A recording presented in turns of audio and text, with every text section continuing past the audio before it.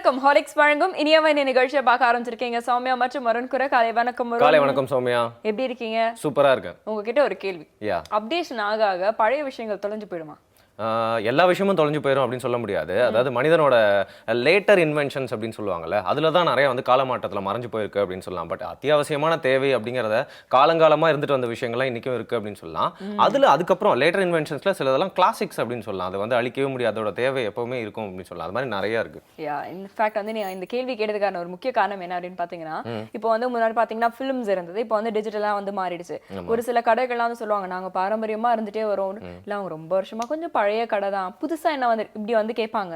ஆனா வந்து பாத்தீங்கன்னா ஒரு உதாரணத்துக்கு வந்து சொல்லணும் அப்படின்னா, ஒரு சாக்லேட் கம்பெனி ரொம்ப ரொம்ப ரொம்ப பழைய கம்பெனி, ரொம்ப சீனியர், ஆனா இன்ன வரைக்கும் அவங்க தான் நம்பர் 1 பொசிஷன்ல வந்து இருக்காங்க. ஏன்னா அதுக்கு காரணம் வந்து கால மாற்றத்துக்கு தகுந்த மாதிரி அவங்க வந்து அப்டேட் பண்ணிக்கிட்டாங்க அப்படின்னு வந்து சொல்லலாம். ஸோ அப்படிப்பட்ட ஒரு மீடியா தான் இன்னைக்கு நாம வந்து பேச போறோம். அதாவது வந்து ரேடியோ பத்தி, வானொலி வந்து எந்த அளவுக்கு அந்த காலத்துல இருந்து இந்த அளவுக்கு வந்து அப்டேட் ஆகியிருக்கு, இந்த காலத்து ட்ரெண்டுக்கு ஏற்ற மாதிரி என்னென்ன விஷயங்கள் புதுசா அவங்க கொடுத்துட்டு இருக்காங்க அப்படிங்கிறத பத்தி தான் ரேடியோ டேல தெரிஞ்சுக்க போறோம். கிரேட். அதாவது மற்ற விஷயங்கள்லாம் வந்து பாத்தீங்கன்னா க்ரீம் பிஸ்கெட் மாதிரி, ஆனா அந்த ரேடியோ அப்படிங்கிறது வந்து டெய்லி நம்ம வந்து டீக்கு காஃபிக்குலாம் வச்சுக்கிறோம்ல, ஒரு கிளாசிக் பிஸ்கெட், அது மாதிரி அதோட தேவை எப்பவுமே இருந்துட்டே இருக்கும் அப்படின்னு சொல்லலாம். அது மட்டும் இல்லாமல் அதோட சேவை அப்படிங்கிறத பார்த்தீங்கன்னா செவி வழி ஒரு ஊடகமாக அது இருந்தாலும், சவுண்ட் மூலியமாக அது வந்தாலும் வந்து பார்த்தீங்கன்னா அவங்களோட ப்ரோக்ராம்ஸாக இருந்தாலும் சரி, அவங்க கொடுக்கக்கூடிய தகவல்களாக இருந்தாலும் சரி, உடனே போய் சேர்றது மட்டும் இல்லாமல் எப்போவுமே இந்த டிசாஸ்ட்ரஸ் டைம்ஸ்லாம் கூட எப்போவுமே ஒர்க் ஆகிற ஒரு டெக்னாலஜி ரேடியோ அப்படிங்கிறதுனால இன்னைக்கு வரைக்கும் அதோட தேவை அண்ட் வரவேற்பு மக்கள் மத்தியில் எப்போவுமே இருந்துகிட்டே இருக்கு அப்படின்னு சொல்லுவாங்க. இதை பற்றி பேசுறதுக்காக தான் ஒரு ஸ்பெஷல் கெஸ்ட் வராங்க. பிறகு அதுக்கு முன்னாடி ஒரு முத்திரை கற்றுக்கலாம்.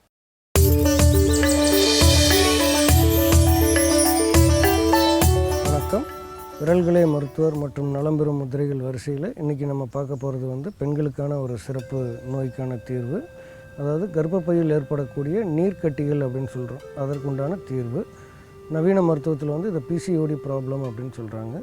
இதுக்கு இந்த மாதிரியான நோய் இருந்துச்சுன்னா என்னென்ன அறிகுறிகள் அப்படின்னு நம்ம பார்த்தோம்னா, முதல்ல வந்து இந்த மாதிரி நோய் இருப்பவர்கள் கொஞ்சம் உடல் பருமனாக இருப்பார்கள், குண்டாக இருப்பாங்க. இரண்டாவது, அவர்களுக்கு வந்து முறையற்ற மாதவிடாய் இருக்கும். அதாவது காலம் தாழ்த்தி வருவது அல்லது அடிக்கடி வருவது, 2-3 மாதங்கள் கூட இந்த மாதிரி மாதவிடாய் ஆகாமல் இருப்பது, இதெல்லாம் இருக்கும். அப்புறம் அந்த மாதிரியான காலகட்டங்களில் வந்து அதிக உதிரப்போக்கு இருக்கும். தொடர்ந்து வந்து 15 நாட்கள் 20 நாட்கள் கூட இந்த மாதிரி உதிரப்போக்கு இருக்கும். அவங்களுக்கு வந்து தாடையிலெல்லாம் முடி வளர்ந்துருக்கும். ஒரு மாதிரியான ஒரு ஆண் தன்மை உள்ள தோற்றத்தோடு இருப்பாங்க. பொதுவாக வந்து ஈஸ்ட்ரோஜன் அப்படின்ற சொல்லக்கூடிய அந்த ஹார்மோன் குறைபாடுகள் ஒரு காரணமாக சொல்லப்படுது. இரண்டாவது வந்து இவங்களுக்கு உணவு பழக்கத்தின் மூலமாகவும் பெண்களுக்கு வந்து எளிதாக இந்த நோய் வந்து தொற்றிவிடுகிறது. எனவே இந்த நோய் வந்துருச்சு அப்படின்னா அதை சரி பண்ணிவிட்டு அதுக்கப்புறம் அவர்கள் திருமணம் செய்வது நல்லது அப்படின்றது நாங்கள் வலியுறுத்துகிறோம். ஏன்னா சரி செய்வது என்பது மிக மிக எளியது. இது சரி பண்ணாமல் அவங்க திருமணம் செஞ்சு போனாங்கன்னா குழந்தையின்மை அப்படின்ற ஒரு முக்கியமான பிரச்சனையை அவங்க சந்திக்கிறாங்க. கர்ப்பப்பை நீர்க்கட்டிகளுக்கான தீர்வுகள் அப்படின்னு பார்க்கும்போது 3 முத்திரைகளை நம்ம சொல்லலாம். முதல் முத்திரை வந்து பார்த்திங்கன்னா சமுத்திர முத்திரைன்னு ஒரு முத்திரை இருக்குது. இந்த சமுத்திர முத்திரை முதலாக செய்யணும். இரண்டாவது வந்து சூரிய முத்திரை செய்யணும். மூன்றாவது யோனி முத்திரை செய்யணும். இந்த 3 முத்திரைகளையும் ஒன்றன் பின் ஒன்றாக வரிசையாக 20-20 நிமிடம் செய்ய வேண்டும். எப்படி செய்யறதுன்னு இப்போ நம்ம பார்ப்போம். முதல் முத்திரை வந்து சமுத்திர முத்திரை செய்கிறதுக்கு 2 கைகளிலும் இந்த நீர் சுருக்கி முத்திரை அப்படின்ற முத்திரை வைக்கணும். நீர் சுருக்கி முத்திரை இப்படி இந்த 2 கையிலையும் நீர் சுருக்கி முத்திரை வச்சுட்டு அப்படியே உங்களுடைய வலது கையினுடைய உள்ளங்கையை வந்து இப்படி திருப்பி இடது கையினுடைய 3 விரல்கள் மேலே இப்படி 3 விரல்களையும் வைக்க வேண்டும். பாருங்கள், இந்த மாதிரி மிகவும் எளிமையான முத்திரை, ஆனால் கொஞ்சம் கவனமாக செய்யணும். இடது கையினுடைய 3 விரல்களும் மேல் நோக்கி இருக்க வேண்டும். வலது கையினுடைய 3 விரல்களும் கீழ் நோக்கி இருக்க வேண்டும். ஒன்றன் மேல் ஒன்றாக இப்படி வச்சுக்கணும். இந்த முத்திரைக்கு பேர் வந்து சமுத்திர முத்திரை. இது நீங்கள் முதல்ல செய்யணும். இரண்டாவது முத்திரை சூரிய முத்திரை. மோதிர விரலை மடித்து உள்ளங்கையில் வச்சு பெருவிரலை வந்து அதன் மேலே வச்சுக்கணும். இப்போ இது உள்ளங்கையில் தொடணும், மோதிர விரல் வந்து உள்ளங்கையில் தொடணும். இது இரண்டாவது முத்திரை சூரிய முத்திரை. மூன்றாவது முத்திரை யோனி முத்திரை. எப்படி செய்கிறதுன்னு பாருங்கள். உங்களுடைய 2 கை விரல்களையும் உள்பக்கமாக இப்படி கோர்த்துக்கணும். இப்படி கோர்த்துட்டு கொஞ்சம் அழுத்தம் கொடுத்து இந்த நுனியில் வந்து துடிப்பை உணர வேண்டும். இந்த மாதிரி 3லேயும் துடிப்பை நீங்கள் உணர வேண்டும். ஆள்காட்டி விரல் 2ஐயும் இப்படி நீட்டி ஒன்றோடு ஒன்று தொடர வேண்டும். தொட்டுட்டு உங்களுடைய பெருவிரல் நுனியை கொண்டு வந்து சுண்டு விரல் நுனியில் தொடணும். இந்த இடத்துல ஒரு கவனிப்பு என்ன அப்படின்னா, வலது கை சுண்டு விரல் நுனியில் இடது பெருவிரலை தொடணும், இடது சுண்டு விரல் நுனியில் வலது பெருவிரல் நுனியை தொடணும். இந்த மாதிரி தொட்டு வச்சுருக்கணும். பாருங்கள் எப்படி வச்சுருக்கிறேன்னு. இந்த முத்திரைக்கு பெயர் யோனி முத்திரை. இப்படி 3 முத்திரைகளையும் ஒன்றன் பின் ஒன்றாக வரிசையாக செய்ய வேண்டும். முதல்ல சமுத்திர முத்திரை, அடுத்தது சூரிய முதிரை, அடுத்தது யோனி முதிரை. இந்த 3 முதிரையும் வரிசையாக செஞ்சு முடிச்சிடணும். 20 நிமிடம் செய்ய வேண்டும். பொதுவாக நம்ம இந்த முதிரைகள் செய்வதற்கு ஒரு குறிப்புகள் கொடுக்குறோம். அதாவது சாப்பிட்ட உடனே செய்யக்கூடாது, நடந்துக்கிட்டு செய்யக்கூடாது, குளித்து முடித்த உடனே செய்யக்கூடாது, அதே மாதிரி வெறும் தரையில் உட்காந்து செய்யக்கூடாதுன்ற குறிப்புகள் இருக்குது. இதையும் கொஞ்சம் கவனமாக வச்சுக்கோங்க. இந்த மாதிரி முதிரைகளை எல்லாம் பயன்படுத்திட்டு நாம் சில மூலிகைகளையும் பயன்படுத்துவதன் மூலமாக முழுமையான இலகுவாக நம்ம இந்த நோயை நம்மகிட்ட வந்து விரட்ட முடியும். ஏன்னா இந்த பிசிஓடி ப்ராப்ளம் அப்படின்னு சொல்லக்கூடிய கர்ப்பப்பை நீர்க்கட்டிகள் வந்து நிறைய பெண்கள் அவதிப்படுறதை பார்க்குறோம். அதிலேருந்து வெளியில் கொண்டு வர்றதுக்கான ஒரு அருமையான தீர்வுகள் இன்றைக்கி நம்ம சொல்லிகிட்டு இருக்கிறோம். மூலிகைகள் அப்படின்னு பார்த்திங்கன்னா லவங்கப்பட்டை உங்களுக்கு எல்லாருக்கும் தெரியும். சமையலில் நம்ம பயன்படுத்தக்கூடிய ஒரு அருமையான மூலிகை. அந்த மூலிகையை வந்து அரைச்சி பொடி பண்ணி வச்சுக்கோங்க. அதே மாதிரி நாட்டு மருந்து கடைகளில் கிடைக்கக்கூடிய அசோகப்பட்டை அப்படின்னு ஒரு மூலிகை கிடைக்கும். அதையும் வந்து நீங்கள் வாங்கி சுத்தம் பண்ணி அரைச்சி பொடி பண்ணி வச்சுக்கோங்க. நல்லா பொடி பண்ணி சலித்து நைஸாக எடுத்துக்கணும். ரெண்டையும் சம அளவு எடுத்து தேனில் வந்து நல்லா ஊற வச்சுருங்க. ஒரு டப்பாவில் போட்டு தேனில் இது ஒரு 10 கிராம், அது ஒரு 10 கிராம் அளவுக்கு போட்டு 1/4 லிட்டர் தேனில் ஊற்றி நல்லா கலந்து வச்சுருங்க. தினந்தோறும் காலையில் எந்திரிச்சோன்னே வெறும் வயிற்றில் ஒரு ஸ்பூன், பெரிய ஸ்பூன், டேபிள் ஸ்பூன் அளவுக்கு எடுத்து சுடு தண்ணியில் நல்லா கொதிக்கிற தண்ணியில் கலந்து ஆற்றி வெதுவெதுப்பான சூடு வந்த உடனே அதை குடிங்க. தினந்தோறும் இதை செஞ்சுட்டு வாங்க. 21 நாள் வந்து இந்த மூலிகையையும் இந்த 3 முதிரைகளையும் தொடர்ந்து பயன்படுத்திட்டு வாங்க. அடுத்த மாதம் உங்களுக்கு வந்து அந்த சுற்று சரியாக அமைவதற்கு கண்டிப்பாக துணையாக இருக்கும். ஏன்னா இது வந்து பெண்களுக்கு உண்டான ஒரு அடிப்படையான பிரச்சனை. இதுக்கு தீர்வு கிடைச்சிச்சினாலே உங்களுக்கு பலவிதமான தொந்தரவுகள் இருக்காது. உடம்பு பெருக்காது, அதே சமயத்தில் முகத்துலலாம் முடி முளைக்காது, பரு வராது, அழகான தோற்றம் கிடைக்கும். அடிப்படையாக மனம் வந்து அமைதியாக இருக்கும், ஆனந்தமாக இருக்கும். எவ்வளவு பிரச்சனைகளை வந்து நம்ம சமாளிக்கக்கூடிய பிரச்சனை இந்த பிசிஓடி ப்ராப்ளம் அப்படின்றது இப்போ உங்களுக்கு புரிஞ்சிருக்கும். இந்த தீர்வுகளை நீங்கள் பயன்படுத்துவது மட்டுமல்ல, மற்றவர்களுக்கும் கற்றுக் கொடுப்பதற்கு தயங்கக்கூடாது. ஏனென்றால் பிறருக்கு உதவுவதே பிறப்பின் நோக்கம் என்பதை நினைவில் கொள்ளுங்கள். யூஸ்ஃபுல்லான ஒரு முத்திரையை கற்றுக்கிட்டோம். அண்ட் நெக்ஸ்ட் அந்த ரேடியோ டேக்காக வந்து பார்த்திங்கன்னா ஒரு கேம்பெயின் ஒன்று பண்ணியிருக்கேன். அதாவது வந்து ரேடியோவை வந்து நிறைய பேர் கேட்கணும், வீட்டில் வந்து நிறைய பேர் வந்து டெலிவிஷன் எந்தளவுக்கு பார்க்குறாங்களோ அதே மாதிரி ரேடியோவும் கன்சியூம் பண்ணணும் அப்படிங்கிறது. அது மட்டும் இல்லாமல் இப்போ ஒரு வேலைக்கு போயிட்டு இருக்கோம் அப்படின்னா பாசஸ்லாம் ஒரே கம்ப்ளைண்ட் பண்ணுறாங்க. எல்லாருமே சமூக ஊடகத்திலே இருக்காங்க, ஃபேஸ்புக்கில் இருக்காங்க, ட்விட்டர்லேயே இருக்காங்க அப்படின்னு சொல்லிட்டு. ஆனால் சுத்தமாக டிஸ்டர்பே ஆகாமல் நம்மள வேலையும் செஞ்சுக்கிட்டு பட் என்டர்டைன்டாகவும் இருக்கிற ஒரே ஒரு ஊடகம் அப்படின்னு பார்த்தீங்கன்னா அது ரேடியோ அப்படின்னு சொல்லலாம் இல்லையா? நிச்சயமா. ஸோ இது மாதிரி நிறைய தகவல்கள் தான் நம்ம கெஸ்ட் மூலமா நம்ம தெரிஞ்சுக்க போகிறோம் அப்படின்னு சொல்லலாம். பட் அதுக்கு முன்னாடி சில பகுதிகள் இருக்கு இல்லையா? ஒரு சின்ன இடைவேளைக்கு அப்புறம் திறந்து பேசலாம். இது ஹார்லிக்ஸ் வழங்கும் இனிய வாய்.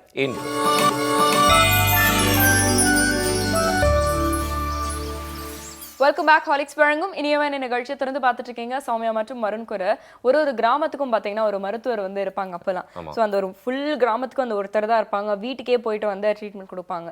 அதுக்கப்புறம் வந்து கொஞ்சம் வந்து அப்டேட் ஆனதுக்கப்புறம் வந்து சின்ன சின்ன ஹாஸ்பிட்டல்ஸ்லாம் வந்தது. இப்போ சிட்டியில் வந்து பார்த்தீங்கன்னா நிறைய இடத்துல ஹாஸ்பிட்டல்ஸ் வந்துச்சு அப்படின்னாலும் நம்மளுக்கு தேவை அப்படின்னு போது டக்குன்னு வந்து நம்மளால ரிலேட் பண்ணி வந்து கேட்டுக்க முடியாது.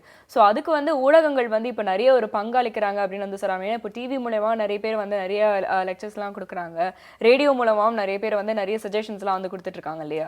அந்த டிவியில் கூட வந்து பார்த்தீங்கன்னா நிறைய இது மாதிரி அனௌன்ஸ்மெண்ட்ஸ்லாம் வந்து அரசு தரப்புல இருந்து அப்பப்போ கொடுத்துட்டே இருப்பாங்க. இந்த நோயை ஒழிக்கணும், அதனால இந்த பாதுகாப்பு நடவடிக்கைலாம் எடுத்துக்கோங்க, வந்து செக் பண்ணிக்கோங்க அப்படின்னு சொல்லிட்டு. பட் இந்த மாதிரி நிறைய யூஸ்ஃபுல்லான விஷயங்கள் டெலிவிஷனில் இருந்தால் கூட வந்து பார்த்தீங்கன்னா எப்பவுமே கண்ணால் பார்க்குற விஷயங்களுக்கு வந்து நிறைய டிஸ்ட்ராக்ஷன் இருக்குது. அதில் பார்க்குற விஷயங்களை பற்றி யோசிப்போம், அதே மாதிரி கேட்குற விஷயங்களை பற்றி அதிகமாக வந்து கான்சன்ட்ரேட் பண்ண மாட்டோம் அப்படின்னு கூட சொல்லிடலாம். பட் இந்த ரேடியோவில் என்ன ஒரு சிறப்பு அப்படின்னு பார்த்தீங்கன்னா நம்மளோட 90கள் 80கள்லாம் வந்து சில நோய்கள்லாம் இந்தியா ஃபுல்லாக பரவி இருந்துச்சு அப்படின்னு சொல்லலாம். ஸோ அதுக்கு எகெயின்ஸ்டாக எடுத்த மெஷர்ஸ் எல்லாத்தையும் வந்து ஒவ்வொரு கிராமமாக கொண்டு போய் சேர்த்தது இந்த வானொலி அப்படின்னு சொல்லலாம். ஸோ அதோட பங்கு எப்பவுமே மருத்துவம் சார்ந்தும் அதிகமாக இருந்திருக்கு அப்படின்னு. எக்ஸாக்ட்லி. ஸோ அப்படி நம்ம வந்து பேசிட்டு இருக்கும்போது வந்து நம்மளுடைய விஷுவல் மீடியாலையும் வந்து மருத்துவம் சார்ந்த நிறைய விஷயங்கள் சொல்லிட்டு இருக்கோம் இல்லையா? பார்க்கலாம்.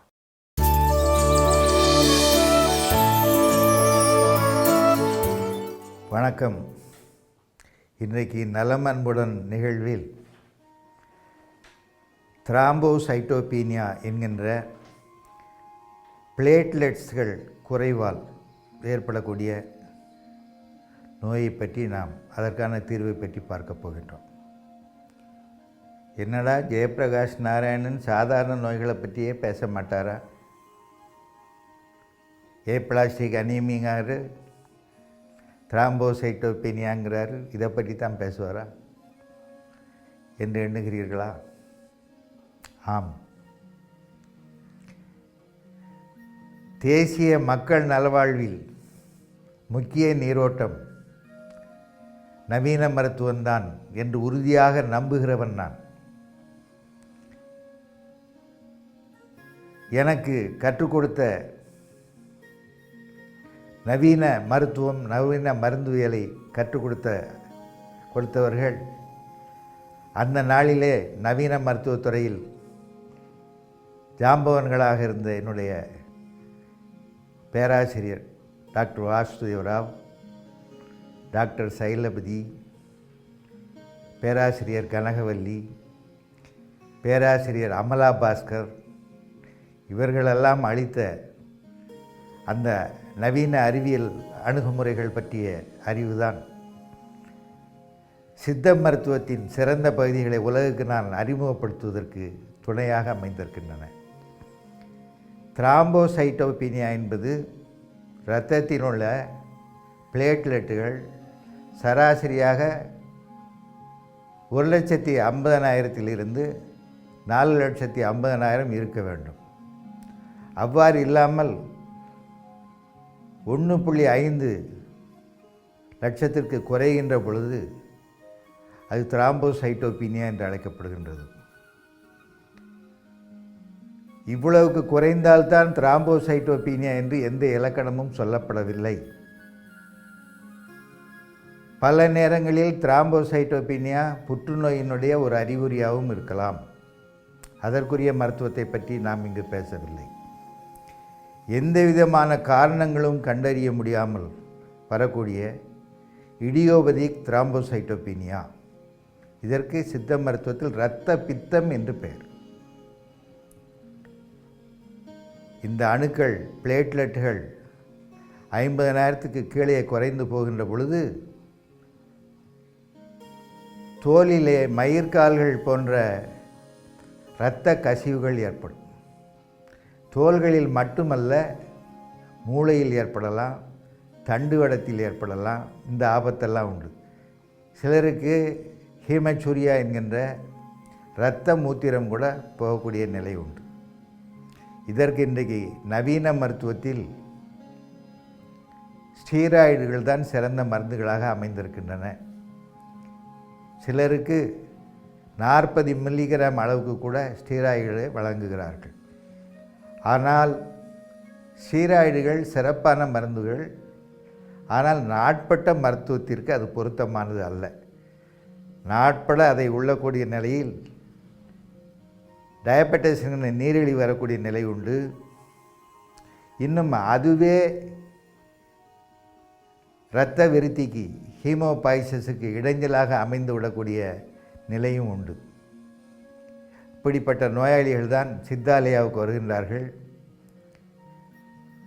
இந்த த்ராம்போசைட்டோபீனியாவிற்கு தங்க பற்பந்தான் மிகச் சிறந்தது என்பது என்னுடைய கண்டுபிடிப்பு. இதை நான் அறிவிக்கை செய்கிறேன். இன்றைக்கு இளம் விஞ்ஞானிகள், அது நவீன மருத்துவராக இருந்தாலும் சித்த மருத்துவராக இருந்தாலும், இதை விரிவாக ஆய்வு செய்தார்கள் என்று சொன்னால் இடியோபதிக் த்ராம்போசைட்டோபீனியாவுக்கு மட்டுமல்ல, வேறு வகையான இரத்த நோய்களுக்கும் அவர்கள் தீர்வு காண முடியும். போன் மேரோ என்கின்ற மச்சையில் ஏற்படக்கூடிய மாறுதல்களின் காரணமாக ஏற்படக்கூடிய நோய்களுக்கு அவர்கள் தீர்வு காண முடியும். இதில் தங்க பற்பமும் ரசகந்தி மெழுகையும் பயன்படுத்தி நான் நிறைய த்ராம்போசைட்டோபீனியா நோயாளிகளை குணப்படுத்தி வருகின்றேன். 3000 என்கின்ற அளவில் பிளேட்லெட்டுகள் இருந்தவர்கள் கூட வந்திருக்கிறார்கள். அவர்களுக்கும் மருத்துவம் செய்து குணமளித்திருக்கின்றோம். நாங்கள் சொல்லுகின்ற உறுதிமொழி என்னவென்றால், எங்களிடம் வந்த பிறகு இந்த மூளையில் இரத்தம் கசிவது, தண்டுவயத்தில் இரத்தம் கசிவது, ஹீமச்சூரியா என்கிற இரத்த மூத்திரம் போவது என்ற பிரச்சனைகளுக்குமே இடம் இருக்காது. அந்த அளவிற்கு மிகச்சிறந்த மருந்துகளை த்ராம்போசைட்டோபீனியாவிற்கு சித்தாலயா வழங்கி வருகிறது. Thank you so much doctor. So radio டேன்னு சொல்கிறாங்களே, எந்த மாதிரி ஒரு கெஸ்ட்டை கூப்பிட்டு நிறைய விஷயங்கள் தெரிஞ்சுக்க போகிறாங்கன்னு சொல்லிட்டு ஒரு க்யூரியஸாக எல்லாருக்குமே இருந்திருக்கும். எனக்கே அப்படி தான் இருக்குன்னு சொல்லலாம். ஸோ ரேடியோ பற்றி நிறைய விஷயங்கள் தெரியாத தகவல்லாம் வந்து எடுத்து சொல்கிறதுக்காக அவர் வராரு. ஒரு கெஸ்ட்டு, அவர்கிட்ட நிறைய கொஷின்ஸ்லாம் இருக்கும். கேட்காத கொஷின்ஸ்லாம், யார்கிட்டயுமே கேட்காத கொஷின்ஸ்லாம் ரேடியோ பற்றி நம்ம கேட்டு எல்லாருக்கும் தெரிவிக்க போகிறோம் அப்படின்னு சொல்லலாம். அதுக்காக ஒரு சின்ன பிரேக். இது ஹாலிக்ஸ் வழங்கும் இனியவை ஏன்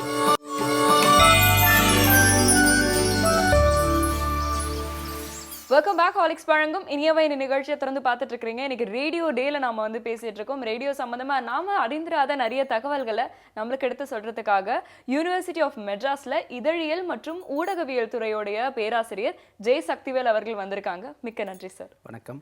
எஸ். ஸோ முதல்ல உங்களை பத்தி சொல்லுங்க சார். உங்களுக்கு வந்து இந்த ரேடியோ இந்த துறையில வந்து உள்ள அனுபவம் பத்தி சொல்லுங்க. எனக்கு இந்த வானொலி துறையில் ஒரு ஆர்வம் வந்ததுக்கு காரணம் தந்தையார். தந்தையாரனுடைய அந்த வானொலி கேட்டல், அவர் வந்து தொடர்ந்து எங்களை வந்து வானொலி கேளுங்கன்னு சொல்லுவார். இரவு தூங்கும் பொழுது பிபிசி உலக சேவையை கேட்டுட்டு தான் தூங்கணும்னு சொல்லுவார். ஸோ அந்த ஒரு இதில் நாங்கள் அப்போது தெரியாது, அதாவது என்னடா அது செய்திகளாக பார்த்தது அதை போய் கேட்க சொல்கிறாரு. கேட்டோம்னா இரவு 9:15 முதல் 9:45 வரை அந்த தமிழ் ஓசை வருங்க லண்டன்லேருந்து. கேட்கும்போது தூக்கம் வந்துடும். ஒன்லி செய்திகள் மட்டும் இருக்கும், இசை அதுவும் வேறு என்டர்டெயின்மெண்ட் எதுவுமே இருக்காது. அப்படி கேட்கப்பட்ட காலங்கள் அது. அப்புறம் கொஞ்சம் கொஞ்சமாக அதுக்கு கடிதங்கள் எழுதுறது. அப்போது இமெயில், நமக்கு இன்றைக்கி இருக்கிற சோஷியல் நெட்வொர்க்கிங் அதெல்லாம் கிடையாது. அதனால் கடிதங்கள் எழுதி அந்த கடிதங்களை அவங்க வாசிக்கிறதும் அப்புறம் அதற்கு அவர்கள் பதில் தர்றதும், அந்த கடிதங்கள் எங்களுடைய பெயரை தாங்கி ஏர் மெயிலில் வர்றதும், விமானத்திலேயே நம்ம பேரை தாங்கி வருதுடா கடிதம் அப்படின்ட்டு ஒரு ஆர்வம் வர வர இன்னும் பல வானொலி அந்த பிபிசியை டியூன் பண்ணும்போது அதுக்கு பக்கத்தில் இருக்கிற வேறு சில சிற்றலை ஒளிபரப்புகள் கிடைக்கும். ஷார்ட் வேவ்னு ஆங்கிலத்தில் சொல்லுவாங்க. அந்த ஒளிபரப்புகளை கேட்குறது. அப்படி கேட்கும்போது ஒரு தடவை ஜெர்மனி டாய்ஷ் வெல்லன்னு சொல்லிட்டு ஒரு வானொலி கிடச்சிது. இன்றைக்கும் நீங்கள் டிடபிள்யூன்னு சொல்லிட்டு ஒரு தொலைக்காட்சி பார்க்கலாம், ஆங்கிலத்தில் அது வந்துட்டுருக்கு. நம்ம இந்தியாவிலையும் கிடைக்கிது ஃப்ரீயாக. அந்த தொலைக்காட்சியினுடைய வானொலி அலைவரிசை அதை கேட்க ஆரம்பித்தோம். அதுக்கு கடிதம் எழுதும்போது அவங்க டியூன் இன்னு சொல்லிட்டு ஒரு மேகசின் அனுப்புனாங்க. அது வந்து monthly magazine for the listeners. அதில் வந்து உலகம் முழுக்க இருக்கிற லிஸ்னர்ஸ்னை பற்றிய விவரங்கள், அவர்கள் ஒளிபரப்பு நிகழ்ச்சிகளை பற்றிய தகவல்கள்லாம் இருக்கும். இதெல்லாம் என்னது நிறையா பண்ணுவாங்களாட்டு தெரியுது, நிறையா இருக்க மாட்டே தெரியுது. நாமளும் அது போல் அவங்களுக்கு எழுதி போடும்போது அவங்க கிளப்பை என்கரேஜ் பண்ணாங்க, அதாவது வானொலி மன்றங்கள். அப்போது உலகம் முழுக்க வானொலி மன்றங்கள் இருக்குது. அப்போ நாம ஏன் இங்கே ஆரம்பிக்கக்கூடாதுன்னு சொல்லிட்டு என்னுடைய சொந்த ஊர் வந்து இன்றைக்கு திருப்பூர் மாவட்டம், அன்றைக்கு ஈரோடு மாவட்டம் பக்கத்தில் இருக்கிற ஒரு தாராபுரம் தாலுக்காவில் இருக்கிற ஒரு சிறிய கிராமம், பெரியாத்து கள்ளிவலசன்னு சொல்லிட்டு, அந்த கிராமத்திலிருந்து உலகம் முழுக்க அனைத்து வானொலிகளுக்கும் எழுதி போட ஆரம்பித்தோம். அப்படி எழுதி போடும்போது தான் இந்த இதெல்லாம் கிடைக்கும்போது அவங்கக்கிட்ட அந்த டியூனில் நாங்களும் இங்கே ஒரு சின்ன ஒரு 10 பேர் நண்பர்களாக இணைந்து ஒரு மன்றத்தை ஆரம்பித்து அந்த மன்றத்துக்கு ஒரு பெயர் வைத்தோம், ஆர்டிக் டிஎக்ஸ் கிளப்னு சொல்லிட்டு. ஆர்டிக்னா association of radio DXers international club அப்படின்னு சொல்லிட்டு அதனுடைய சுருக்கம் தான் ஆர்டிக் வச்சு எல்லோரும் எழுத ஆரம்பித்தோம். அப்போ ஒரு குரூப் ஃபோட்டோ எடுத்து அனுப்பினோம். அதை பப்ளிஷ் பண்ணாங்க அவங்க அந்த டியூனில். நான் சொல்கிறது 90s. ரொம்ப ஆச்சரியமாக இருந்தது, நம்மளையும் ஒரு என்கரேஜ் பண்ணுறாங்களே அப்படின்னு சொல்லிட்டு அடுத்தடுத்து எல்லாம் உலகம் முழுக்க இருக்கிற வானொலிகளுக்கெல்லாம் கேட்குறது, எழுதுறது. இப்படி பண்ணும்போது என்னாச்சு, ஒரு கட்டத்தில் ஒரு நாளைக்கு குறைந்தது ஒரு 40-50 நாடுகள்லேருந்து கடிதங்கள் வரும். அந்த நாட்டின் வானொலிகள்லேருந்து நிகழ்ச்சி நாள் பட்டியலோ அல்லது ஏதாச்சும் கேஎஸ்எல் கார்ட்ஸு, அப்புறம் போட்டிக்கான பரிசு பொருட்கள், இந்த மாதிரி நிறைய வந்துட்டு இருந்தது. போஸ்ட்மேன் ஒரு கட்டத்தில் பார்த்துட்டு, எப்பா உனக்காக தனியாக நான் வந்துட்டுருக்கேன், பெரிய பெரிய மூட்டையெல்லாம் தூக்கிட்டு வர வேண்டியதாக இருக்குது, என்னென்னமோ அனுப்புகிறாங்க. பெரிய பெரிய roll of posters, gift items அது இதுன்னு அனுப்புவாங்க, என்கரேஜ் பண்ணுவாங்க, அதாவது கேட்குறத. அப்போ என்ன ஆகும், எங்களுக்கு இன்னும் கேட்கணும்னு சொல்லிட்டு 10ஆம் வகுப்பில் கோட்டை விட்டாச்சு. நீங்கள் ஏதோ ஒன்றில் தீவிரமாக இறங்கும்போது என்ன ஆகும், கோட்டை விட்டுரும் இல்லையா. அது கோட்டைன்னா ஃபெயில் ஆகலை, மார்க் போயிடுச்சு. என்னடா இப்படி ஆயிடுச்சே நம்ம அது அப்படின்னு சொல்லிட்டு வீட்டில். ஆனால் அப்பா தான் என்கரேஜ் பண்ணது ரேடியோ கேளுன்னு. அது ஒரு கட்டத்துக்கு மேலே தாண்டி போயிட்டுருக்குது, இது தலைக்கு மேலே ஏதோ வெள்ளம் போல். அப்புறம் +2 இது வேலைக்காகாது, இவனை வந்து இங்கே வச்சுருந்தா வேலைக்காகாது, ஹாஸ்டலில் விட்டு படிக்க வைப்போன்னு சொல்லும்போது ஹாஸ்டலில் விட்டதும் என்ன ஆயிடுச்சு, இன்னும் வசதியாக போயிடுச்சு. எனக்கு கொடுத்துரு பாக்கெட் மணியெல்லாம் அத்தையும் நான் போஸ்ட் கார்டு வாங்க ஆரம்பித்தேன். அதாவது இன்றைக்கி நீங்கள் 50 பைசா இருக்கு இல்லையா, அன்றைக்கி வந்து 25 பைசா போஸ்ட் கார்டு. இன்றைக்கெல்லாம் யார் வாங்குறாங்கன்னே தெரியல போஸ்ட் கார்டு. எங்கள் மாணவர்களுக்கு நாங்கள் அதனால தான் சொல்லுவோம், போஸ்ட் கார்டு வாங்கி எழுதி பழகுங்கன்ட்டு. எல்லாமே நம்ம கட்டை இந்த 2 விரல்களோடவே நிறுத்திட்டோம். எழுத்துக்கு ஹேண்ட் ரைட்டிங் வர மாட்டேங்குது. உட்காந்து யோசிச்சா நீங்கள் எழுத முடியுமா, கான்செப்டை நீங்கள் வந்து ஒரு ப்ரெசென்ட் பண்ணுறதுக்கான ஒரு உதவி கிடைக்க மாட்டேங்குது. அதனால் கடிதங்கள் எழுதுங்கன்னு சொல்லிட்டு எழுதிட்டுருக்காங்க. இப்போ நான் சொல்கிறது பிஜி ஸ்டூடெண்ட்ஸ். ஸோ அந்த மாதிரி கடிதங்கள் எழுதி இன்னும் ஆரம்பிக்கும். +2லையும் புட்டுக்குச்சு. தட் மீன்ஸ் 2 பாடத்தில் ஒரு ஜஸ்ட் பாஸ் ஆகி அந்த மாதிரி ஆகும்போது தான் தெரிஞ்சது, இது நம்ம ரூட்டு வந்து இது கிடையாது, வானொலி நம்ம ரூட்டு. அப்போ வானொலி சார்ந்த படிப்பு எடுக்கணும் அப்படின்னு சொல்லிட்டு வானொலி சார்ந்த ஒரு படிப்பு. வானொலி சார்ந்து வரணும்னா சர்வதேச அளவில் ஒரு ஆங்கிலம் புலமை அவசியம் அப்படின்றதுனால ஆங்கில இலக்கியம் எடுத்தேன். ஆங்கில இலக்கியம் எடுத்துட்டு அடுத்து என்ன அப்படிங்கும்போது தான் அந்த வாய்ஸ் ஆஃப் அமெரிக்காவிலேருந்து அவங்களுடைய அந்த அனிவர்சரி கொண்டாடினாங்க. 50th அனிவர்சரிக்கு ஒரு மலர் போட்டிருந்தாங்க. அந்த இஷ்யூவில் வந்து அந்த வானொலியினுடைய ப்ரொடியூசர்ஸ் எல்லாம் என்ன படிச்சிருந்தாங்கன்ற அவங்களுடைய ப்ரொஃபைல் இருந்தது. அவங்க என்ன படித்தோம், எல்லாருமே ஜேர்னலிசம் அண்ட் கம்யூனிகேஷன் படித்தோம். இதனோட அது ஜேர்னலிசம், நான் இருக்கிறது இங்கே ஒரு கிராமத்தில் இருக்கேன், கைடன்ஸ் கிடையாது.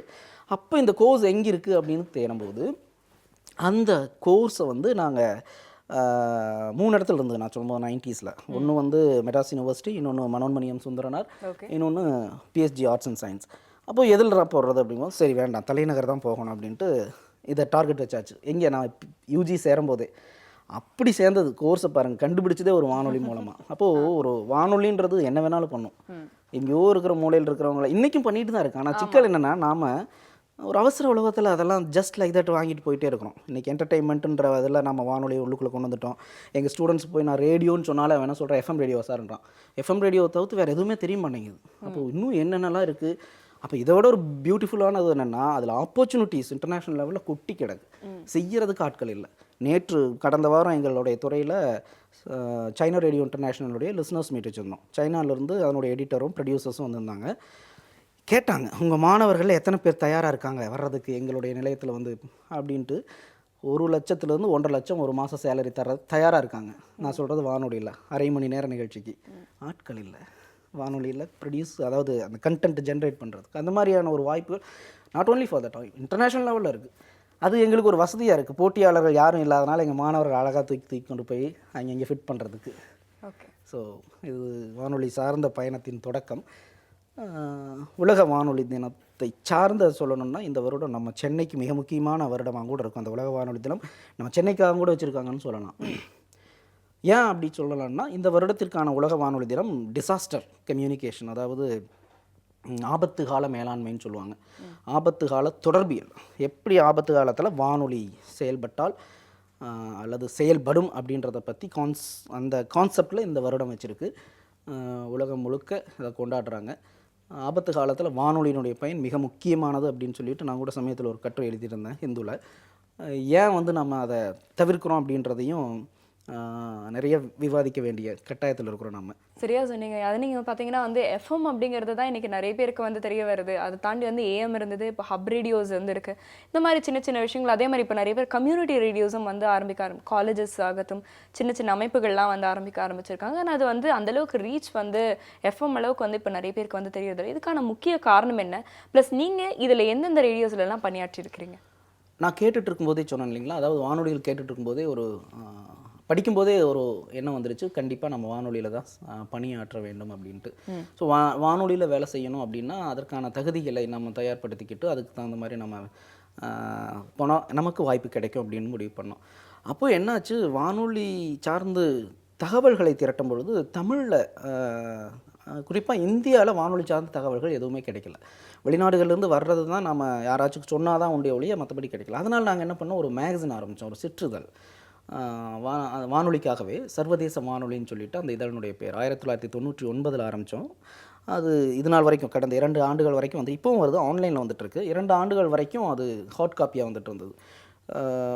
ஃபுல்லாக அது வந்து ஒன்லி ஃபார் த ரேடியோ லிஸ்னர்ஸ்க்கு அப்படின்னு சொல்லிட்டு அந்த இதெல்லாம் நாங்கள் வெளியிட்டிருந்தோம்.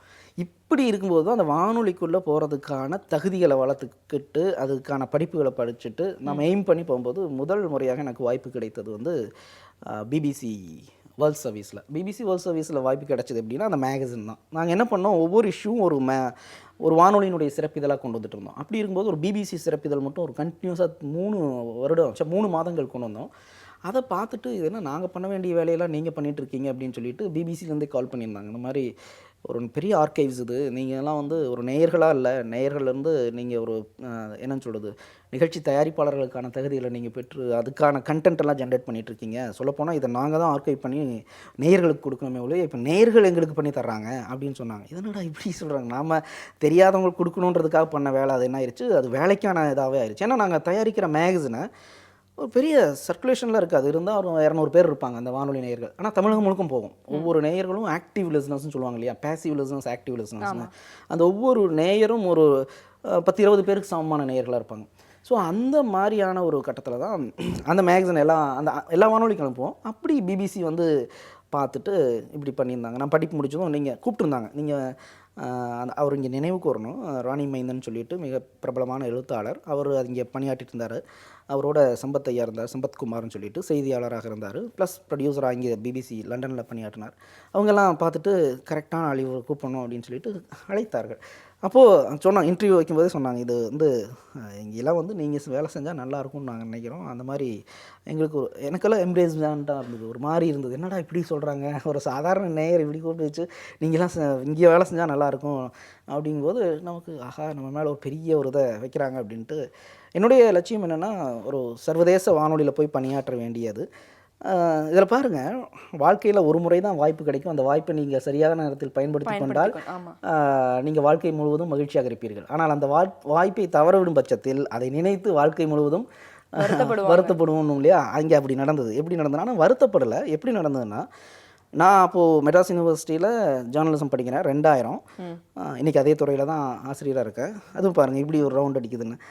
அந்த வாய்ப்பு வரும்போது, பிபிசி உலக சேவை வாய்ப்பு வரும்போது, நான் யூஜிசியில் ஜேஆர்எஃப் ஜூனியர் ரிசர்ச் ஃபெல்லோஷிப்னு சொல்லுவாங்க. மாதத்துக்கு ஒரு 25,000 ரூபாய் இன்றைக்கி கிடைக்குது. அந்த எதுக்குன்னா படிக்கிறதுக்கு, நீங்கள் ஹையர் ஸ்டடீஸ் அதாவது பிஹெச்டி பண்ணுறதுக்கு ஒரு 25,000 ரூபாய் தரும் மத்திய அரசு. அது பாஸ் ஆகிறேன். இப்போ பாருங்கள், அது பிஹெச்டி படிக்கிறதுக்கு அதுவும் தேர்வாகிறேன், இங்கேயும் கிடைக்குது. நான் என்ன படித்தாலும் கடைசியில் ஊடகத்துக்குள்ளே தானே வரணும். என்னோடய எய்ம் வந்து ரேடியோ தானே. அதுவும் கிடைக்கிறது ஒரு பெரிய தாத்தா நிறுவனத்தில் கிடைக்குது. எல்லாருமே கனவு காண்ற நிறுவனத்தில் கிடைக்குது.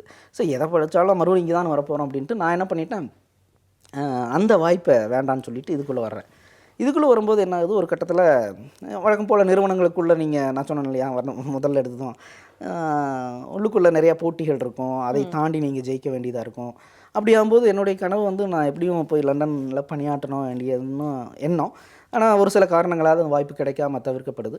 அப்போது சரி இது சரியான இடம் கிடையாதுன்னு சொல்லிட்டு அடுத்த அகாடமிக்குள்ளே வரேன். ஏன்னா அகாடமிக்குள்ளே வந்தோம்னா என்னென்னா, நீங்கள் ஃப்ரெஷ் மைண்ட்ஸ் பார்க்கலாம். நிறையா மாணவர்கள் கனவுகளோடு வருவாங்க. அதுவும் பிஜி லெவலில் பார்த்திங்கன்னா ஒரு ஒரு 50% ஆஃப் த ஸ்டூடெண்ட்ஸ் வந்து அவனுடைய சொந்த காசில் படிக்க வருவான். தட் மீன்ஸ் அவனே சம்பாரித்து படிக்க வருவான்.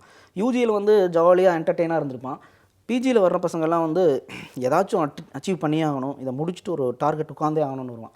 அப்போ என்னென்னா, அவனை வந்து கப்புன்னு பிடிச்சி இதாண்டா சமயம்னு சொல்லிட்டு நம்ம ஒரு கரெக்டாக சொன்னோன்னு வைங்களேன், அதை அப்படியே கப்புன்னு பிடிச்சிக்குவோம். அந்தந்த வாய்ப்புகள் எங்கெங்கெல்லாம் இருக்குது அப்படின்றத சொன்னோம்னா நல்லா பிடிச்சிக்குவோம். ஸோ அந்த ஒரு வாய்ப்பை நல்லா பயன்படுத்திக்கிட்டேன். நான் முதல் பணி வந்து புதுக்கல்லூரியில் விஷுவல் கம்யூனிகேஷனில் இருந்தேன். அப்புறம் அரசு பணியாக கிடைக்கும்போது மனோன்மணியம் சுந்தரனார் பல்கலைக்கழகம் திருநெல்வேலியில் அங்கே ஒரு வானொலி ஆரம்பித்தாங்க. அதுக்காகவே எடுத்தாங்கன்னு நினைக்கிறேன். அந்த வானொலியில் அந்த வானொலியில் இல்லை, அந்த பல்கலைக்கழகத்தில் ஒரு 5 ஆண்டுகள் அந்த வானொலி ஞான்வாணின்னு சொல்லிட்டு ஒன்லி ஃபார் எஜுகேஷன் பர்பஸ் அதை நல்லா நேயர்கள் மத்தியில் பாப்புலராக்கி, அதாவது இன்டர்நேஷ்னல் லெவலில் என்னென்ன ஸ்ட்ராட்டஜிலாம் இருக்கும் அதையெல்லாம் அந்த சாதாரண ஒரு எஃப்எம்மில் நாங்கள் ஃபிட் பண்ணி ஒரே ஒரு இடத்துல கிட்டத்தட்ட ஒரு லிஸ்னர்ஸ் மீட் வைக்கும்போது 250 நேயர்கள் வந்தாங்க. நீங்கள் எஃப்எம்னுடைய டார்கெட் ரேஞ்ச் வந்து 80 கிலோமீட்டர் தான். ஆனால் திருநெல்வேலி சரௌண்டிங்குள்ளே இருந்து நூக்கன் கார்னர்லேருந்து கேட்க ஆரம்பிச்சு ஒவ்வொரு வாரம் நூற்றுக்கணக்கான கடிதங்கள் வர ஆரம்பிச்சிது. அந்த இதெல்லாம் ஒரு எக்ஸ்பெரிமெண்ட்ஸ் பண்ணோம். எப்படிலாம் நான் லிசன் பண்ணும்போது நாங்கள்லாம் என்ன பண்ணோம், இன்டர்நேஷ்னல் ரேடியோஸ் என்னென்னலாம் பண்ணிகிட்ருக்கு அதை அப்ளை பண்ணி பார்க்கும்போது இந்த மாதிரியான ஒரு இது கிடச்சிது. அப்போது ஓகே, லிசனர்ஸ்னால் இப்படி தான் இருப்பாங்க, லிசனர்ஸை டார்கெட் பண்ணணும்னா இதெல்லாம் பண்ணணும். ஆனால் லிசனர்ஸ்னுடைய வடிவங்கள் மாறிக்கிட்டே இருக்கும், அதை நம்ம கரெக்டாக அப்சர்வ் பண்ணிக்கிட்டே வந்தோம்னா நமக்கு வந்து ஒரு இது கிடைக்கும் அப்படின்னு சொல்லிட்டு அங்கிருந்து அப்புறம் இங்கே கிடச்சிது. இங்கே சென்னை பல்கலைக்கழகம் வந்து 2 ஆண்டுகள் ஆச்சு. படித்த துறை 2000 படித்த துறையில் 2015 பேராசிரியர், உதவி பேராசிரியராக வந்திருக்கு. செய்திகளை மக்கள் கிட்ட எடுத்துட்டு போய் சேர்க்கிற ஒரு முக்கிய பணியில தான் வந்து பாத்தீங்கன்னா வந்து வானொலிகள் அந்த காலத்துல வந்து தொடங்கப்பட்டது. ஆனா இன்னைக்கு கால மாற்றத்தால நிறைய விஷயங்கள் அப்டேட் பண்ணிட்டே இருக்காங்க. இன்னும் நிறைய விஷயங்களை வந்து எடுத்து சொல்லிட்டு இருக்காங்க, மக்கள் கிட்ட சுவாரஸ்யமா சொல்லிட்டு இருக்காங்க அப்படின்னு வந்து சொல்லலாம். சோ இது சம்பந்தமான சம்பவங்கள் என்னென்ன இருக்கு அப்படிங்கறதையும் தெரிஞ்சுக்கலாம். ஒரு சின்ன விளம்பர இடைவேளைக்கு அப்புறமா. இது ஹாலிக்ஸ் வழங்கும் இனியவை இன்று.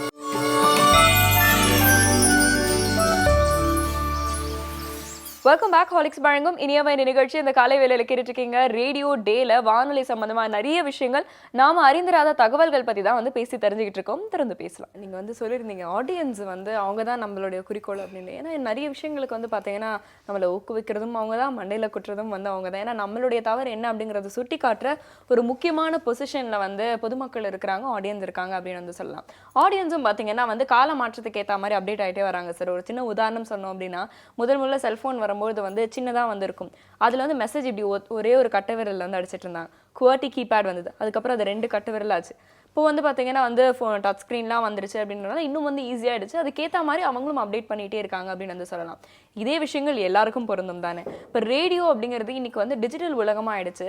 ரொம்ப சிம்பிளாக பார்த்தீங்கன்னா நம்ம உள்ளங்கையிலேயே வந்து ப்ரொஜெக்ட் பண்ணி நம்ம வந்து டிவியை பார்க்குற அளவுக்கு வந்து ஒரு இன்ஃப்ளூயன்ஸ் வந்து வந்திருக்கு அப்படின்னும் பொழுது இந்த டிஜிட்டல் உலகத்துலேயும் வந்து ரேடியோ எப்படி சஸ்டெயின் ஆகிட்டு வருது, இன்னும் வெற்றிகரமாக போயிட்டுருக்கு. அது முக்கியமான காரணம் என்னன்னு நீங்கள் நினைக்கிறீங்க?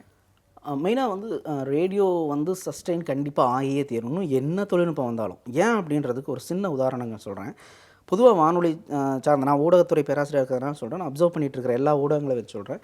இன்னும் சரியான வானொலி பிறக்கவே இல்லை. வானொலியினுடைய பணியை செய்யவில்லை. செய்தித்தாள்கள் அல்லது நாளிதழ்கள், பத்திரிகையினுடைய பணியை செய்யவில்லை.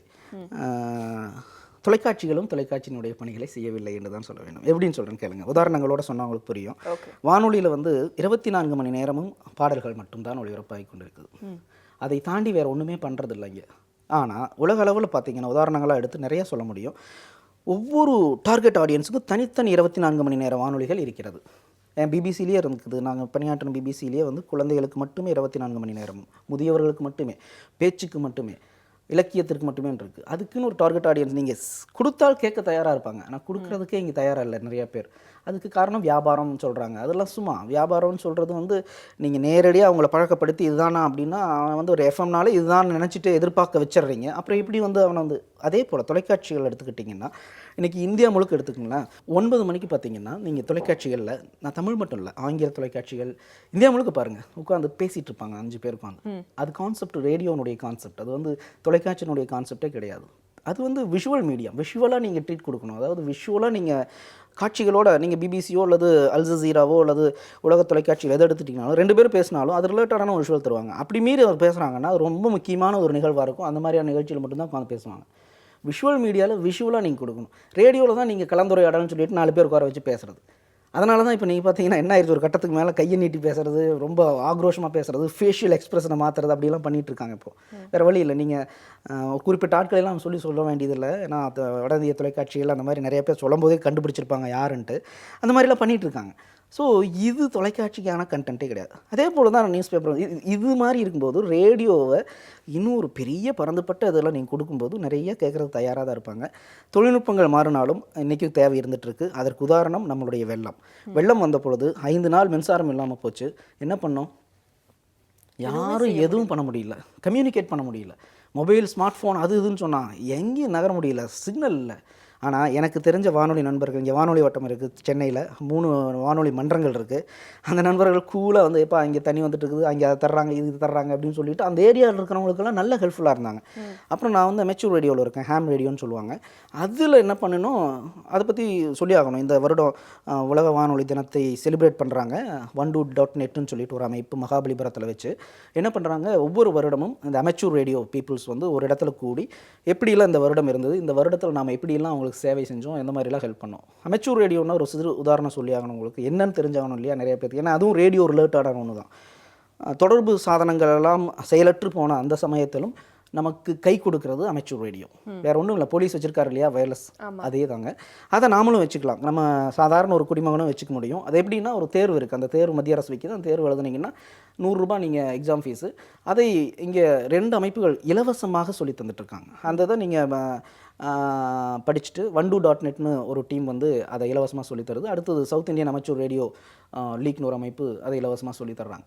இதை நீங்கள் படிச்சுட்டு அந்த தேர்வு எழுதுனீங்கன்னா நீங்கள் அந்த எக்யூப்மெண்ட் வாங்கிக்கலாம். நாங்கள்லாம் 2000 பார்த்தீங்கன்னா ஒரு எக்யூப்மெண்ட்டே 10,000 15,000 இருந்தது, இப்போ 2000க்கு வந்துடுச்சு. ஸோ அந்த மாதிரியான எக்யூப்மெண்ட் எப்படி ஹெல்ப்ஃபுல்லாக இருக்குதுன்னா, நீங்கள் மின்சாரம் இல்லாத போதுமே அந்த இதை வந்து நீங்கள் ரீசார்ஜ் பண்ணிக்க முடியும், இல்லை சோலாரில் பண்ணிக்க முடியும், அல்லது உங்கள் வண்டியில் இருக்கிற பேட்டரியிலேருந்து எடுத்துக்க முடியும். ரொம்ப குறைந்த மின்சக்தியில் அதாவது ஃபோனோ அல்லது இன்டர்நெட்டோ எதுவுமே இல்லாத போதும் அதை தொடர்பு கொள்ள வசதியாக இருந்தது. இந்த வெள்ளத்தில் அந்த டீம் ரொம்ப ஒர்க் பண்ணாங்க. நிறையா பக்கம் இந்த 107 ஹெல்ப்ஃபுல்லாக இருந்தாங்க. அந்த மாதிரியான ஒரு இதாக வானொலி ஹெல்ப்ஃபுல்லாக இருந்திருக்கு. வானொலியினுடைய நிகழ்ச்சிகள் கேட்பதனால் தப்பித்தவர்கள் ஏராளமாக இருக்காங்க. இப்போது என்னை கேட்டால் ஒவ்வொருத்தரும் வீட்லேயும் வானொலி பெட்டி இருக்கணும், கேட்குறமோ இல்லையோ, அது பேட்டரியோடு இயங்குகிற வானொலி பெட்டியாக இருக்கணும், பேட்டரி ஸ்டாக் வச்சுக்கணும். நமக்கு வந்து 5 வருடங்களுக்கு ஒரு முறை டிசாஸ்டர், இந்த மாதிரியான வெள்ளமோ அல்லது சுனாமியோ வர்றதுனால தான் நம்ம மறந்துடுறோம். இப்போ ஜப்பானோ அல்லது அமெரிக்காவோ இல்லை ஜெர்மனியோ எல்லாம் பார்த்தீங்கன்னா ஆமாம் எல்லார் வீட்லேயும் இந்த லைசன்ஸும் வாங்கி வச்சுருக்காங்க. ப்ளஸ் வானொலி பெட்டிகளும் ஒரு 5 வானொலி பெட்டிகள் 6 வானொலி பெட்டிகள் வரவேற்பறையில் அங்கே இருக்குது. அப்போது நம்ம தான் ஒரு ஹைஃபையாக போயிட்டோம் இல்லையா, அதனால் நமக்கு வந்து 4G 3 என்னன்னு சொல்கிறது, அந்த மாதிரியான ஒரு தொழில்நுட்பத்தை நம்ம ரொம்ப நம்புகிறோம். இன்னொரு 5 நாள் இருக்கிறது ஒரு 10 நாள் ஆயிருந்ததுன்னு வைங்களேன், வெள்ளத்தில் கரண்ட் இல்லாமல் போயிருந்துன்னு வைங்களேன், உண்மையாலுமே பைத்தியம் பிடிச்சி ஒரு மாதிரி ஆகி நம்ம காலியாகிருப்போம்.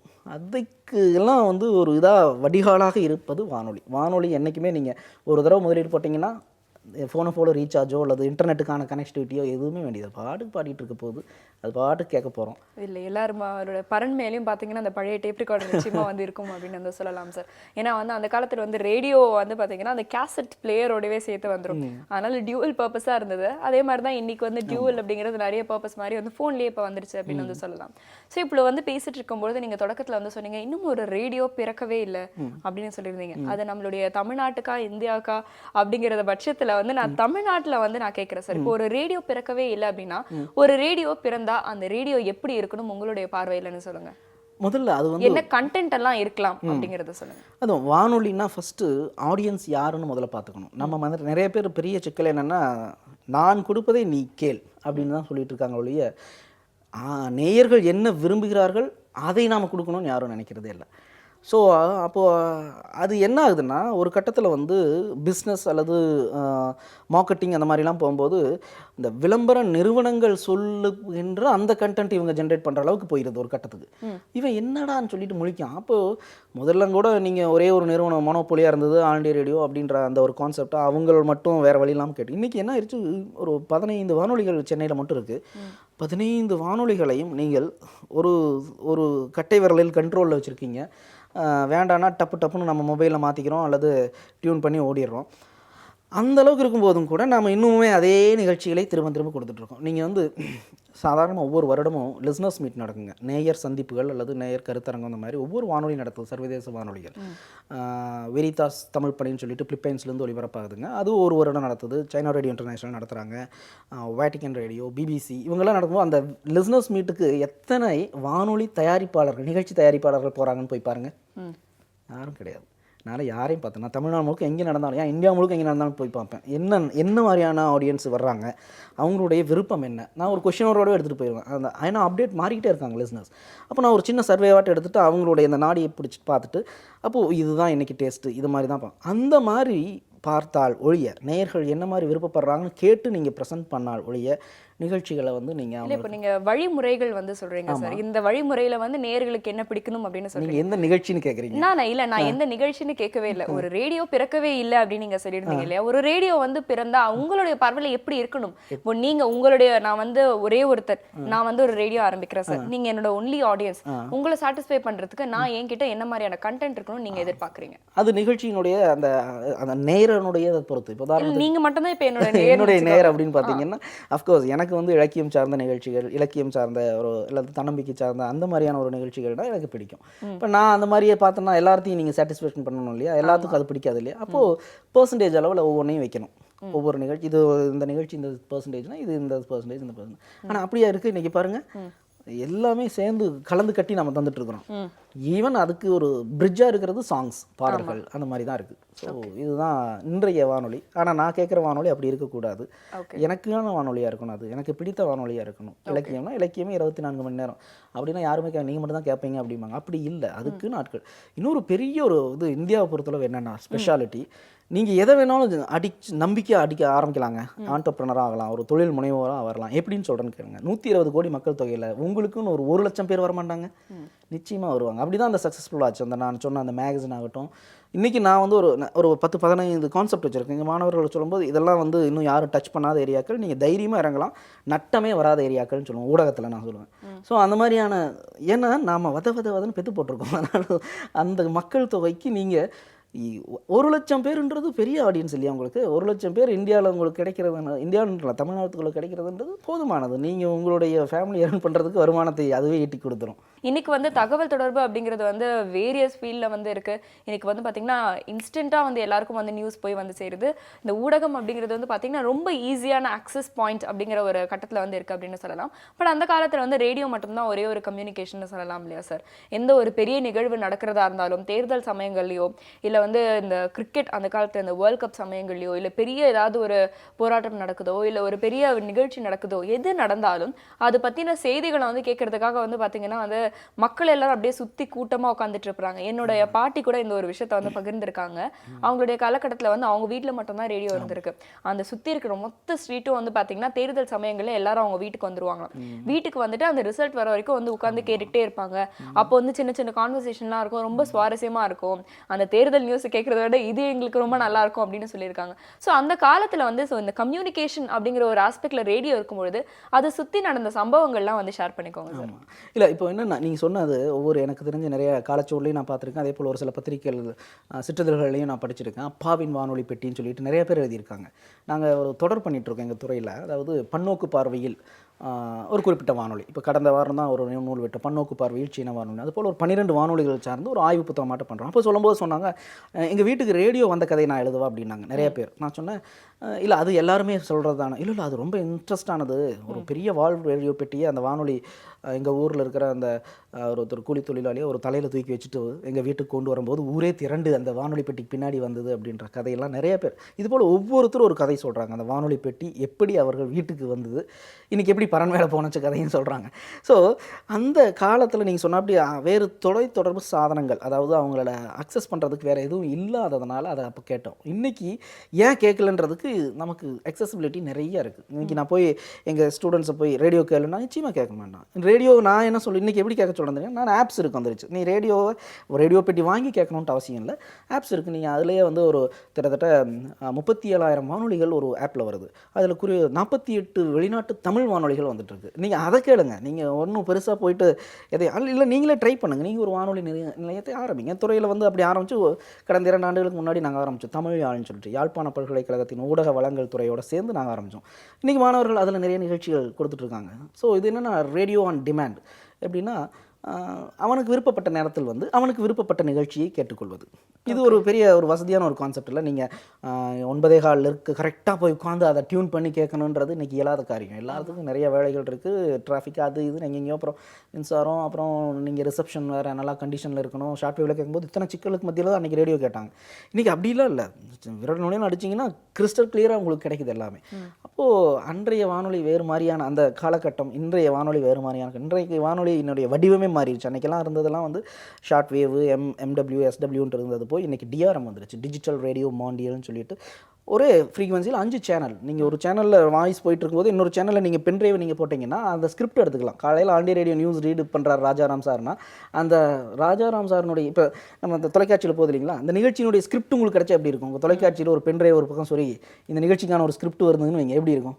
அந்த மாதிரி வானொலி வந்துருச்சு. இப்போ நீங்கள் என்ன நிகழ்ச்சி போகுதோ அந்த ஸ்கிரிப்ட் வந்துடும். இன்னொரு பக்கம் ஸ்டுடியோவில் வேறு என்னென்ன நடந்துகிட்ருக்கு அதை நீங்கள் பார்க்கலாம். இப்போது லைவ்லியாக இந்த ஸ்டுடியோவில் என்ன போயிட்டு இப்போ என்னென்னா பார்க்குறவனுக்கு ஓகே ஒரே மாதிரி பார்க்குறதுக்கும் அது பிஹைண்ட் த கேமரா என்ன நடந்துகிட்ருக்கு, என்ன பண்ணிகிட்ருக்காங்க. ஸோ இது ஒரு க்யூரியாசிட்டி தானே. அது வானொலி நிலையத்துக்குள்ளே வேறு எப்படி இருக்குது, வானொலி நிலையத்துலேயும் 360 டிகிரி நீங்கள் அது சின்ன ஒரு ஸ்க்ரீன் இருக்கும், அதிலே பார்க்கலாம் அந்த அறிவிப்பாளர் என்ன பண்ணிகிட்ருக்காரு. ஃபோட்டோவாக வரும். அதே போல் இந்த தொலைபேசி நிகழ்ச்சிகள்லாம் இருக்குது இல்லையா, நீங்கள் அலைங்க அப்படின்னு சொல்கிறாங்க இல்லையா, 5666 ஏதோ ஒரு நம்பர் சொல்கிறாங்க இல்லையா. இனிமேல் அப்படிலாம் கிடையாது. அதுவே வந்து அதில் ஏபின்னு இருக்கும். நீங்கள் அதில் ஆப்ஷனை ஏ கிளிக் பண்ணிங்கன்னா டக்குன்னு அவனுக்கு இருக்குது அந்த ஸ்டேஷனுக்கு போயிடும். சர்வேஸ் எல்லாம் விரல் நுனியில் வரும். அப்போ பாருங்கள் என்ன மாதிரி ரேடியோ மாறிடுச்சுன்ட்டு இல்லையா. இது எல்லாமே வேவ்ஸில் நடக்குது. எதுவுமே நீங்கள் நினைக்கிற அப்படி இந்த ப்ராட்பேண்ட் கனெக்டிவிட்டி வயர்லேயே கிடையாது. எல்லாமே வேவ்ஸில், ஏர்வேஸில் போயிட்டுருக்கு, அதில் போயிட்டுருக்கு. வானொலியினுடைய வடிவம் இன்னும் பயங்கரமாக அதுக்கு தகுந்த மாதிரி அசுர வேகத்தில் ஓடிட்டு தான் இருக்குது. சிக்கல் என்னென்னா இதுக்கு தனியாக அதுக்கு நம்ம ஒரு எக்யூப்மெண்ட் வாங்கணும். எக்யூப்மெண்ட்டுடைய விலை இப்போ தான் R&Dயில் இருக்குது 8,000 ரூபாய். 8,000 ரூபாய் போட்டு நம்ம யாரும் வானொலி பெட்டி வாங்க தயாராக இருக்க மாட்டோம். காரணம் நமக்கு அழகான ஸ்மார்ட் ஃபோன் கிடைக்கும், அதுலேயே எல்லாமும் கிடைக்கின்றதுனால. அப்போது அந்த வானொலி பெட்டி அந்த 8,000க்கு இருக்கிற ஃபோனில் வரணும். அந்த டிஆர்எம் டெக்னாலஜி ஃபோனில் வந்துருச்சுன்னு வைங்களேன், அதுக்கான R&D போயிட்டுருக்கு. ஆனால் இன்னொரு 1 வருடம் அல்லது 2 வருடத்தில் வந்துருச்சுன்னு வைங்களேன். இப்போ நான் வந்து ஹேம் சொன்னேன் இல்லையா, என்னுடைய கால் சைன் வந்து VU3UOM, யூனிவர்சிட்டி ஆஃப் மெட்ராஸ்ன்றதில் யூனிஃபார்ம் ஆஸ்கார் மைக்குன்னு சொல்லுவாங்க. நான் உலகம் முழுக்க இருக்கிற அமைச்சூர் வானொலி உபயோகிப்பாளர்களோட எப்படி மொபைலிருந்து அவங்க ஹேண்டி வச்சுருப்பாங்க இல்லையா, இப்போ போலீஸ் ஒரு ஹேண்டி வச்சுருக்காரு இல்லையா, அந்த ஹேண்டியோட தொடர்பு கொள்ள முடியும். எப்படி இது போகுது அப்படின்னு பார்த்தீங்கன்னா, மொபைல்லேருந்து அந்த நெட்வொர்க் போயிட்டு நெட்வொர்க்லேருந்து அதுக்குன்னு ஒரு என்னென்னு சொல்கிறோம் ரிப்பீட்டர்ஸ்னு சொல்லுவாங்க, அதன் மூலமாக போகுது. உலகம் முழுக்க நான் போக முடியும். ஜப்பானோ அல்லது இந்த சைடு ஆஸ்திரேலியாவோ, இந்த பக்கம் பிரேசிலோ, காலையில் 7 மணினா ஒரு ரவுண்ட் அடிச்சுட்டு வந்துடுவேன், வேர்ல்டு முழுக்க போயிட்டு வந்துடுவேன். நான் போனால் நீங்கள் யாரெல்லாம் கேட்க மாட்டாங்க. ஏன்னா என்னுடைய கால் சைனை பார்த்துட்டு இவர் VU3 UOM சொல்லுவாங்க கால் சைன் என்னோடது. VUனா இந்தியாவுக்கான கால் சைன். அதுபோல் ஒவ்வொரு கண்ட்ரிக்கு ஒரு கால் சைன் இருக்குது. அப்படி உலகம் முழுக்க சுற்றிட்டு வந்துடுவோம். நமக்கு ஏதாச்சும் உதவி, எனக்கு ஒரு புக் எதாவது ரிலீஸ் ஆகுதுன்னு, இன்றைக்கி ரிலீஸ் ஆகுதுன்னு வைங்களேன் ஒரு புத்தகம், எனக்கு நாளைக்கு வேணுன்னா உடனே நான் யூகேல ஒருத்தருக்கு கூப்பிட்டு, இது ஒரு பைசா நயா பைசா செலவில்லாமல் பார்த்துக்குங்க. நீங்கள் ஃபோனில் கூப்பிட்டிங்கனாலோ அல்லது ஏதாச்சும் ஒரு வகையில் நீங்கள் அவரை தொடர்பு பண்ணிங்கனாலும், நீங்கள் இன்டர்நெட் போனீங்கனாலும் டேட்டா போகுது. இது எதுவுமே கிடையாது. கால் பண்ணி VU3 UOM காலிங்னு சொல்லிவிட்டு அங்கே இருக்கிற அந்த ஏரியாவில் இருக்கிற ஒருத்தர் பிடிச்சி, இந்த மாதிரி ஒரு புக் நேற்று ரிலீஸ் ஆகிருக்கு, எனக்கு கொஞ்சம் கிடைச்சா பரவாயில்லனா அவருக்கு இந்த அதாவது வாங்கி அனுப்புறதுல நாம தான் கொஞ்சம் கூச்சப்படுமே, அவங்க கேட்டதும் அடுத்த செகண்ட் வாங்கி அனுப்புவான். அந்த மாதிரி நிறைய நாட் ஒன் இது நான் வந்து எனக்கு தேவையானது. இதே மருத்துவத்தில் நீங்கள் அட்டாச் பண்ணி பாருங்கள். இப்போ ஒரு டாக்டர் இருக்கார், ஒரு மருந்து வேணும், அடுத்த செகண்ட் வந்து அங்கேருந்து போகிறாரு, கால் கொடுக்குறாரு, இந்த மாதிரி யூகேல அல்லது யூஎஸ்கில் ஒரு பர்டிகுலர் இதில் கேட்குறாரு, உடனே இந்த நோயாளியை காப்பாற்றுறதுக்கு வழிவகை செய்யுதா இல்லையா? யார் என்னன்னு கேட்டுக்கவே மாட்டாங்க இந்த கம்யூனிட்டியில் மட்டும். ஒன் வேர்ல்டு ஒன் லாங்குவேஜ்னு சொல்லுவாங்க இதை, இந்த அமெச்சூர் ரேடியோவை. ஸோ இன்றைக்கி வந்து ரேடியோ டேல நம்ம நிறைய விஷயங்கள் வந்து பேசிகிட்டு இருக்கும் பொழுது ஒரு கம்பேரிசன் ஸ்டடி மாதிரியே தான் வந்து போயிட்டு இருந்தது அப்படின்னு சொல்லலாம். ஒரு 30 வருடம் 50 வருடத்துக்கு முன்னாடி என்ன இருந்தது, இப்போ வந்து எப்படி இருக்குது, அப்போ வந்து இருந்ததுலேருந்து நாம் இப்போ என்னென்ன விஷயங்கள்லாம் வந்து கற்றுக்கணும், இப்போ இருந்த டெக்னாலஜி அப்படி இருந்தால் எப்படி இருக்கும், இந்த மாதிரி நிறைய கம்பேரிட்டிவ் ஸ்டடியாகவே வந்து போச்சு அப்படின்னு வந்து சொல்லலாம் சார். இன்ஃபேக்ட் நீங்கள் வந்து சொன்ன மாதிரி வந்து அந்த ஒரு நல்ல சஜஷனாக கூட வந்து எடுத்துக்கலாம். ஒருத்தருக்கும் ஏற்ற ஒரு டார்கெட் ஆடியன்ஸ்க்கு ஏற்ற மாதிரி ஒரு 24 hours ரேடியோ இருந்தாலும் நல்லாயிருக்கும் அப்படின்ட்டு. ஸோ இதெல்லாம் வந்து இன்கார்பரேட் பண்ணுவாங்க அப்படிங்கிற நம்பிக்கையோட தான் இன்னைக்கு நாம வந்து பேசியிருக்கோம். உங்களுடைய கருத்துக்களுக்கு மிக்க நன்றி. நன்றி. தொடர்ந்து நிறைய விஷயங்கள் நம்ம நிகழ்ச்சியில் பார்க்கலாம். இது ஹாலிக்ஸ் வழங்கும் இனியவை என்று.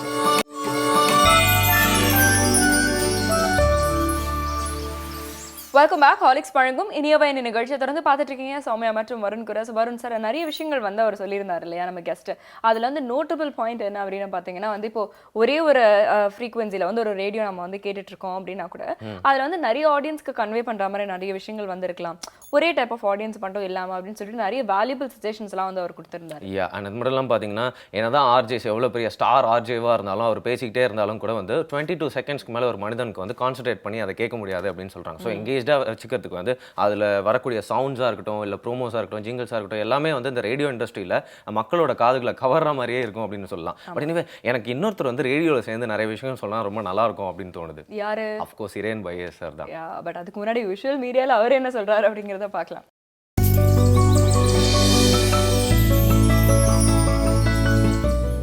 வணக்கம்.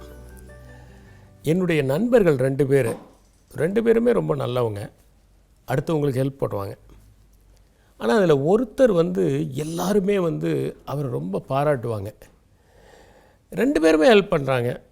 யார் வந்து கேட்டாலும் பணம் உதவி பண்ணுவாங்க. யாராவது மருத்துவமனையில் அட்மிட் பண்ணணுன்னா இவங்க அட்மிட் பண்ணுவாங்க. 10 ஃபோன் கால் பண்ணி பேசுவாங்க. அப்புறம் கூட போவாங்க. மருத்துவ செலவுக்கு ஏதாவது வேணுமான்னு பக்கத்தில் இருந்து பார்த்துக்குவாங்க. பழம் வாங்கி கொடுப்பாங்க. அப்புறம் டாக்டர்கிட்ட போய் சார் எப்படியாவது காப்பாற்றுங்கன்னு சொல்லுவாங்க. இந்த மாதிரி எல்லாமே செய்வாங்க. யாராவது ஒருத்தர் ஓடி வந்து இந்த மாதிரி ஒரு பிரச்சனையில் மாட்டிக்கிட்டேன், எனக்கு வந்து ஒரு சார்ஜ் மெமோ கொடுத்துட்டாங்கன்னா உடனே உட்காந்து அந்த சார்ஜ் மெமோவுக்கு எப்படி ரிப்ளை பண்ணலாம் அப்படின்னு சொல்லிட்டு ப்ரிப்பேர் பண்ணி கொடுத்து அவங்களுக்கு ஹெல்ப் பண்ணுவாங்க. இந்த மாதிரி பல்வேறு விதமான ஹெல்ப் அவங்க வந்து பண்ணிகிட்ருக்காங்க. ஆனால் இந்த 2 பேரில் ஒருத்தர் வந்து எல்லாருக்குமே பிடிக்கும், இன்னொருத்தரை பிடிக்காது. பிடிக்காதுன்னா என்ன, பிடிக்கலன்னு சொல்ல முடியாது, அவ்வளவு தூரம் அவரை பிடிச்ச அளவுக்கு இவரை நேசிக்க மாட்டாங்க. நான் ஒரு நாள் உட்காந்து யோசித்தேன், 2 பேரும் தானே ஹெல்ப் பண்ணுறாங்க, ஏன் இவரை மட்டும் எல்லாரும் விரும்புகிறாங்க, இவரை விரும்ப மாட்டேங்கிறாங்க அப்படின்னு நான் யோசித்தேன். அதுக்கப்புறம் கொஞ்சம் க்ளோஸாக கவனிக்க ஆரம்பித்தேன். அப்போ ஒன்று புரிஞ்சது என்னென்னா, ஒருத்தர் ஹெல்ப் பண்ணுறாரு, ஆனால் ஒருபோதும் அவர் நான் இவங்களுக்கு இந்த மாதிரி ஹெல்ப் பண்ணேன் அப்படின்னு சொன்னதே கிடையாது. அவர் பாட்டுக்கு சைலண்ட்டாக ஹெல்ப் பண்ணுவார், அவரே மறந்துடுவார். அதுக்கப்புறம் யாராவது அந்த டைமில் உங்களுக்கு நீங்கள் தானே எனக்கு ஹெல்ப் பண்ணிங்கன்னா, அப்படியா தெரியலையே. ஏன்னா ஹெல்ப் பண்ணுறதுங்கிறது ஒரு சாதாரணமான நிகழ்வு. ஏன்னா அவர் இதை முடிஞ்சவுடனே அடுத்தது வேறு யாருக்காவது ஹெல்ப் பண்ண முடிஞ்சால் அங்கே போயிடுவார். ஆனால் இவர் இன்னொருத்தர் இருக்கார், அதிகமாக விரும்பப்படாதவர், அவர் இந்த ஹெல்ப்பெல்லாம் ஞாபகத்திலே வச்சுட்ருப்பார். சமயம் கிடக்கும்போது நான் அவருக்கு இந்த மாதிரி ஹெல்ப் பண்ணேன், அப்படி பண்ணேன், இப்படி பண்ணேன், அவங்க என்கிட்ட அன்பாக இல்லை அப்படின்னு சொல்லுவார். அல்லது இந்த ஹெல்ப் பண்ணாங்கிறது ஏதோ ஒரு காலகட்டத்தில் சொல்லக்கூடியவர். இப்போ இவருக்கு ஹெல்ப் பண்ணது இன்னொருத்தட்ட போய் சொல்கிறது. என்னங்க அவருக்கு நான் தாங்க ஹெல்ப் பண்ணேன், அப்புறம் இன்னொருத்தர்கிட்ட போய் அவருக்கு பண்ணேன் அப்படிங்கிறது. இதெல்லாம் என்ன ஆகுதுன்னா அவர் மேலே ஒரு நம்பகத்தன்மை இல்லாமல் செஞ்சிருது. ஆனால் முதலாம் அவர் என்ன பண்ணுறாருன்னா அவர் செஞ்சதை அவர் சொன்னதே கிடையாது. ஆனால் மற்றவங்களாம் சொல்லுவாங்க அவர் எங்களுக்கு ஹெல்ப் பண்ணியிருக்காரு, அப்போ இந்த மாதிரி ஹெல்ப் பண்ணார் அப்படின்னு. இதுலேருந்து நான் என்ன ஒன்று கற்றுக்கிட்டேன்னா, ஹெல்ப் பண்ணால் மட்டும் போதாது, ஒவ்வொரு மனுஷனுக்கும் ஒரு தன்மானம் இருக்குது. இப்போ நான் இருக்கேன்னு வச்சுக்கோங்களேன், எனக்கு ஒரு தன்மானம் இருக்குல்ல, இது காயப்படாமல் யார் ஹெல்ப் பண்ணுறாங்களோ அவங்கள தான் மக்கள் விரும்புகிறாங்க. ஒருவனுடைய சுயமரியாதையை ஒருபோதும் குலைக்காமல் உதவுவதுதான் உயர்ந்த பண்பு. என்னுடைய நண்பர், அவர்கிட்ட இன்னொருத்தர் வந்திருக்கார். அவர் அவருக்கு சொல்லி கொடுத்தவர் போல் இருக்கு, ஏதோ சொல்லி கொடுத்துருக்காரு ஊரில். அவர் அவர் கொஞ்சம் போதை பழக்கத்துக்கு அடிமையாயிட்டார். அவர் ஒரு பணம் கேட்டிருக்காரு, ஒரு 500 ரூபா கொடுங்க அப்படின்னு. இவருக்கு புரிஞ்சுக்கிட்டார், இவர் 500 ரூபா கேட்குறது எதுக்குன்னா ஏதோ தவறான வழியில் செலவு பண்ணுறதுக்கு தான் கேட்குறாருன்னு. உடனே இவர் பாக்கெட்டில் கை விட்டு, ஐயோ பணம் இல்லையே, சரி நான் வீட்டிலேருந்து எடுத்துகிட்டு வரேன், நான் அப்புறமேல் தரேன் அப்படின்னு சொல்லி அனுப்பிச்சி விட்டார். அவரும் போயிட்டார். இவர் என்ன பண்ணியிருக்காரு, அவங்க வீட்டுக்கு ஒரு மூட்டை அரிசி வாங்கி அனுப்பிச்சி விட்டார், வீட்டுக்கு சாப்பாடு கிடைக்கட்டும் அப்படின்ட்டு. ஏன்னா ஹெல்ப் பண்ணணும்னு நினைக்கிறாரு.